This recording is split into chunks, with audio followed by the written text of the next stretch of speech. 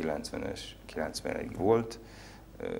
Megúsztam végül is, hogy én nem voltam pártag, de ugyanolyan, mint lehettem volna, végül is megúsztam. Volt rá többször ilyen kísérlet, de szerencsém volt. És akkor egy kicsit úgy tartózkodtam, hogy azért jobb, ha az ember kívülről szemléli a dolgokat. 94-ben bekerültem, és hogyha bekerülsz egy csapatba, és elvállalod azt, hogy egy csapatban dolgozol, akkor nyilvánvaló, hogy munkát is kell vállalni. Így a 96-os önkormányzati választásokkor akkor már bekerültem a tanácsba.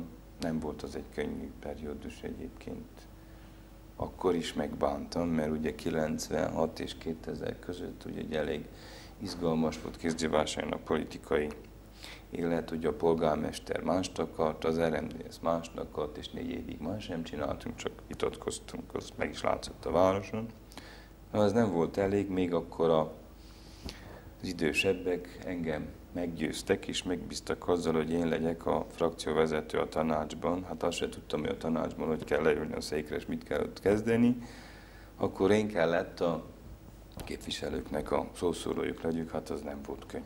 Nem volt könnyű. Utána már a következő 8 év az teljesen másképp zajlott. Én azt hiszem, hogy ha azért az értelmiségeknek kell vállalni ilyen szerepet is, ha visszagondolunk. Tehát ez a tanácsosi munka egyébként egy nagyon hálátlan tevékenység.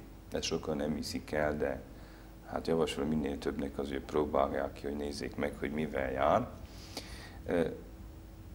Ez is időt és energiát igényel, ha komolyan akarod csinálni, mert utána kell nézni, rengeteg határozat van, olyan dolgokról kell utána nézni, olvasni, ami abszolút nem értesz, páros gazdálkodás, meg vízgazdálkodás, meg aszfaltozás, meg egyéb ilyen dolgok. Nagyon sok panasz érkezik jogosan a lakóktól, és nyilvánvaló, hogy a városvezetőket, de nem csak a városvezetőket, hanem általában a vezetőket szidják.